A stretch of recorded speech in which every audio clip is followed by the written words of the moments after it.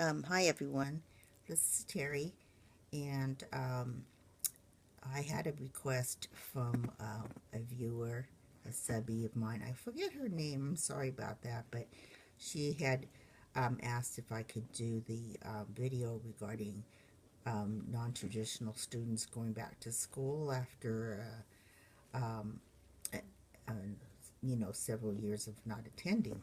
So I thought I'd do this one, and for those of you who already know this stuff, you may not be interested, but there are just some tips that I wanted to give, and I made this list of things. So I hope I can get through all of this. But before you attend the college, you probably need to request a transfer of, of your school transcripts to the college that you wanted to attend.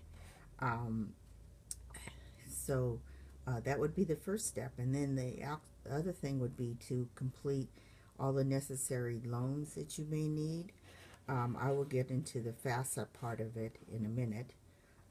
You would also want to check the tuition fees because, as you will probably well know, all colleges are not created equal and they charge different fees. Um, okay, and then also you want to check to the college's academic program in the field that you're interested in.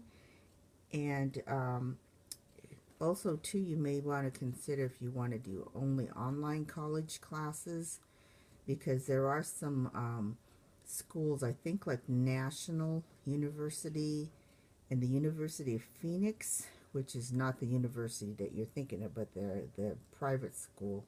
Um, they are primarily online classes, and I think there's some others I've seen on television that advertise. But anyway, so you would want to check and see what their fees are too. And most of these colleges, I think, will provide some type of financial aid for either through FAFSA or their own financial aid program. Okay, and then also too, I want to let you know um, that you need to speak to the advisor that's in the particular program that you're in because not all advisors are created equal either. Meaning that if you just go through the school's general advisors, they might not know um, what classes that you need to take. And you don't want to take unnecessary classes because it's expensive. So you want to make sure that you're going to take classes that are going to count towards your degree. Um, that said, I strongly recommend that you kind of have an idea as to what field you want to go into because if you are doing a financial aid, they will set aside so many semesters that it should take for you to graduate, and after that time period, you will have to either ask for an extension, and it's another lengthy process because then you have to get signatures from the advisors and the director of the program and all the other stuff. So, um, and what had happened in my case is I had changed career paths a couple times. So um, I ended up running out of financial aid before I finished um, my degree. So now I'm paying out of pocket because I'm in a different one. So just to let you know that. Also, too, um, textbooks. There's several places that you can order. The school, college bookstores are pretty expensive, so you might try Amazon, Half.com, Textbook.com. I've used them before, and they're pretty good. Barnes and Noble also has it, and you may want to decide if you want to buy it new, rent it, or do ebooks. Um, and with these places that I mentioned, they do have a sellback program too, where you can sell your books back. So you might want so decide if you're going to want to buy it new, you're going to keep them, or if you're going to turn it back in. If you just want to rent it, it's a lot cheaper, and the ebooks is even cheaper yet. So that's another way to go. Okay, as far as student loans, there is a FASA. It's FASA. It's a Federal Student Aid, and it's through the Office of the U.S. Department of Education. Now, when you check on the website, make sure that it's that particular site, because you don't want to go into some shady website that's going to just scam you or take personal information and do God knows what to it with that information. Okay, with the FAFSA student loans, there's 3 different types of loans involved. There's the federal Pell Grant, which is doesn't require a payback because it is a grant. Then they have the federal direct subsidized loan, which means that that the interest is not charged until after you graduate. And the federal direct unsubsidized loan is the one that accrues interest from the time that you start school to the whole length of school onwards. So that's the more expensive loan, okay? After you graduate, they do have a 6 months grace period upon graduation, because I guess they realize that it's going to take you a while to find a job. So the grace period only means that they postpone the payment, okay? So, and then with the FAFSA program, there's different lenders involved. So you need to know who those lenders are, because you need to contact them if you want to do like a grace period or whatever, or for your paybacks. And your paybacks, there's like several different payment plans that you can do according to what your income is and all that.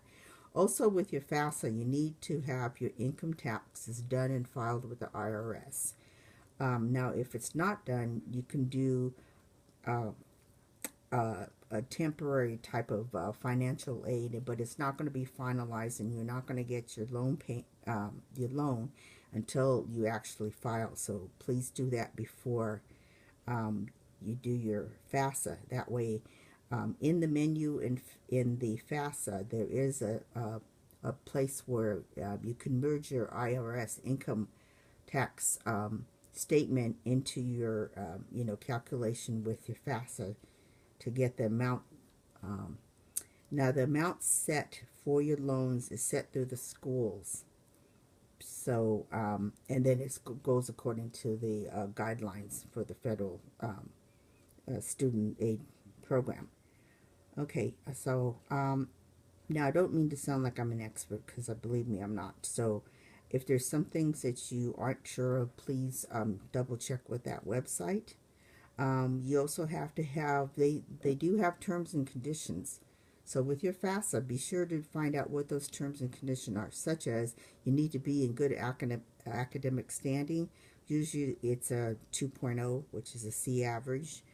And then, of course, the length of time that FAFSA will allow you to, they will cover your loan for the time that you're in school. So be sure to find out what that length of time will be. But another thing is, if you can possibly try to get grants or scholarships, they're usually posted at your school. Look into those. I have seen some online, but be really cautious with those, because when you start giving your personal information, like such as Social Security and stuff, you don't know who that company is. So there might be some good ones out there, but I'm not certain who they are. So I think it's best to check with your schools. They also have state and federal vocational rehab, which is for disability services.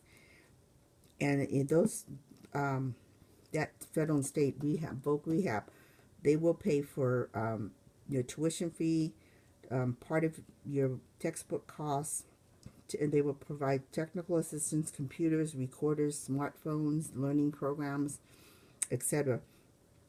And that still goes according to, your income level too. So, be sure to double check all that. For disability services students, which I am, oops, let me put my computer back here. Hold on. Let me put it to the file of facts, because it's prettier to look at than a blank screen. most colleges has a disability services for students, and that's for physical and learning disabilities. Usually for a learning type disability, you would have to get a note from a qualified doctor. In my case, I had to take a full day test through a was it a neuropsychologist or anyway, and then he did my report. It was an all day test, but anyway, then he finally did a report as to what my accommodations were. So they do extended time note takers, and note takers, they can earn up to $30 per student. You can also have a quiet room to take your tests. Okay, so a DSS can have these modified testing, so you need to check and see what they can provide for you. There are some special private colleges I noticed that specialize in learning disabled students, and they have special equipment and qualified professors. But of course, then again, it'd be a lot more money involved. For your online classes, um, they most colleges will charge an additional fee, meaning that if it's not just a regular college, like I mentioned, the national university and stuff, if it's a public university type school, they will charge you additional fees for your online classes. And most of them, that includes your textbook. Now, in my case, I'd like to see my textbook, so I requested that they print out a textbook for me, and so be sure to check and make sure that they can do that for you.